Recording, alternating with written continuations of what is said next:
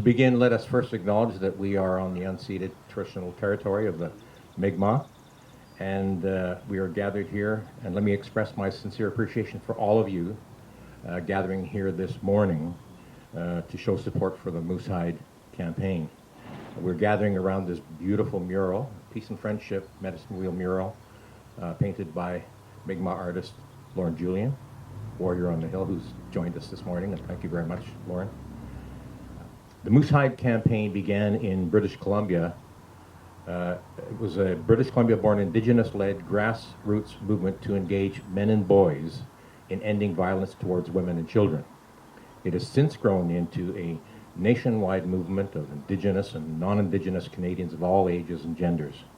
And since the campaign began over 10 years ago in response to the missing and murdered predominantly Indigenous women and girls along British Columbia's Highway 16 linking Prince Rupert and Prince George, and notoriously known as the Highway of Tears, thousands of communities and organizations across Canada have held Moose Hide campaign events and joined the annual Moose Hide Campaign Day ceremony and fast. The Moose Hide campaign recognizes that all forms of violence are unacceptable, regardless of gender. But as a disproportionate number of victims are women and girls, the Moose Hide campaign recognizes the importance of engaging men and boys in addressing this national issue, educating, not shaming or blaming. The cornerstone of the Moose Hide campaign is the Moose Hide pin that you're all wearing this morning, the wearing of which signifies a commitment to honor, respect, and protect women and children, and to speak out against gender-based violence. To date, over 4 million Moose Hide pins have been distributed free of charge.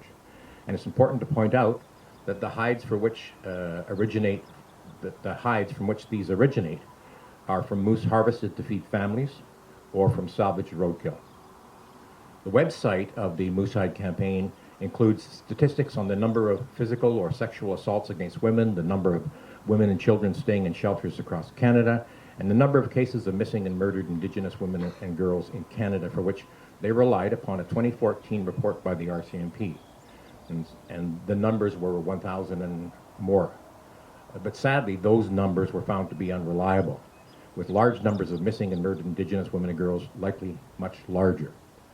The National Inquiry into Missing and Murdered Indigenous Women and Girls, MMIWG, was tasked in part with examining the root causes of violence against Indigenous women and girls, with the inquiry commissioners specifically directed by the Government of Canada in its terms of reference for the inquiry to consider and accept as conclusive or give due weight as considered appropriate the 2014 RCMP report, which claimed at the time to provide the, quote, most comprehensive data that has ever been assembled by the Canadian policing community on the number of missing and murdered Aboriginal women.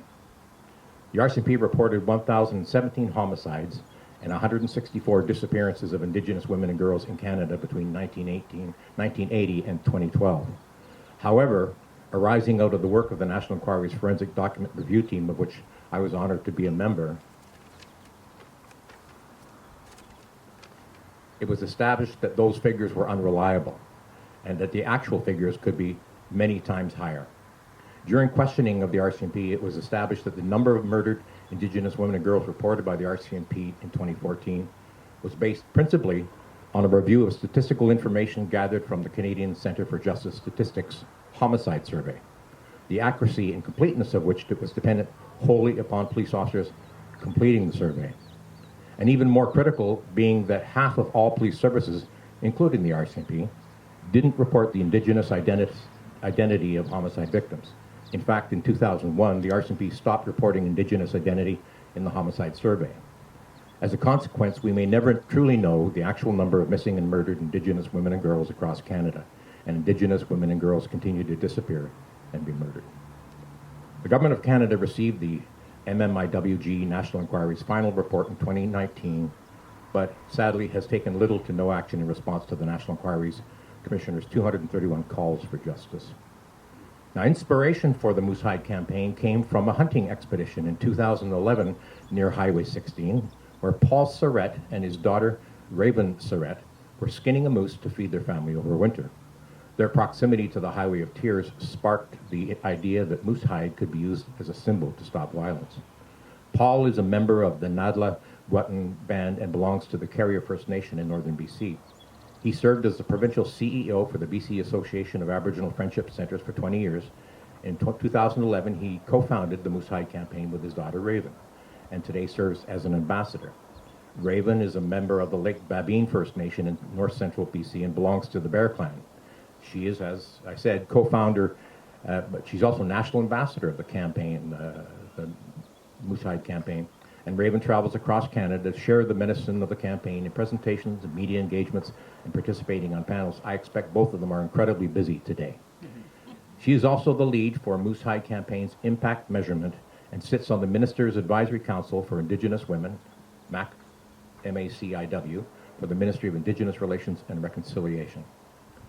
So how can you support the campaign to end gender-based violence today, in addition to showing up today, and thank you very much again for doing so? You can support reconciliation. Help promote the implementation of the Truth and Reconciliation Commission's calls to action, the UN Declaration of the Rights of Indigenous People, and the National Inquiry into Missing and Murdered Indigenous Women and Girls. Support the Indigenous Women and Girls calls for justice. Help address gender-based and domestic violence. Show your organization's commitment to standing up against violence against women and children. A copy of the MMIWG report, final report, is available at the Annapolis Royal Library. I brought some from Ottawa when I was there for the closing ceremonies. Canadians from coast to coast take part in the Moose Hide campaign, so consider sponsoring as a valuable and effective way to help reach this large audience. Promote cultural sensitivity and anti-racism. The Moose Hide campaign is a practical and effective way to increase cultural sensitivity and understanding of the intergenerational impacts of colonization and residential schools, and help address racism against Indigenous people. Encourage healthy masculinity. Help men and women to demonstrate their commitment to practicing and supporting healthy masculinity. And at that point, I just have one little note that I have to add to what I was saying about the RCMP's report. So in 2014, they issued what they said was the most comprehensive report on missing women.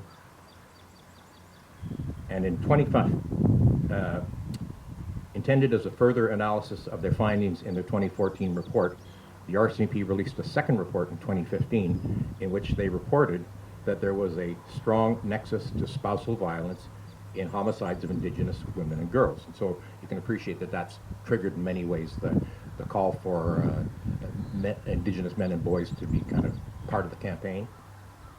The conclusion, though, by the RCMP served to provide statistical support for, hard to read,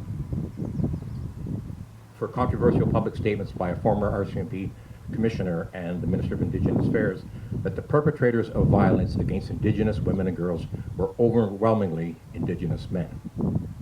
Notwithstanding that the data upon which they based their 2014 report was based solely on 32 solved homicides of Indigenous women and girls. And on the basis of that limited analysis, the RCMP focused their attention on Indigenous men in relation to the murder and disappearance of Indigenous women and girls. The RCMP's reliance on a small number of spousal violence cases, as tragic and as horrible as they were, of which I can attest to because my job with the National Inquiry was to review all of the homicide and disappearance files. Their reliance on this small number, 32 cases, failed to recognize or ignored the distinction between violence experienced by Indigenous women and girls and all women and girls in their communities, and the violence they experience at the hands of strangers or recent acquaintances. So that was a struggle for the National Inquiry in dealing with the RCMP and dealing with the Government of Canada, to have them understand that the sheer numbers of thousands of missing and murdered Indigenous women and girls across the country aren't related to just simply spousal abuse and violence, of course, which there is, but that there are predators working our country, and so it's important that we all understand that. And thank you very much for gathering here today to show your support for this important national campaign and encouraging the Government of Canada to do more. Thank you. And before you leave, if we can take some photographs of you all standing around, we can share that with the national campaign. Thank you.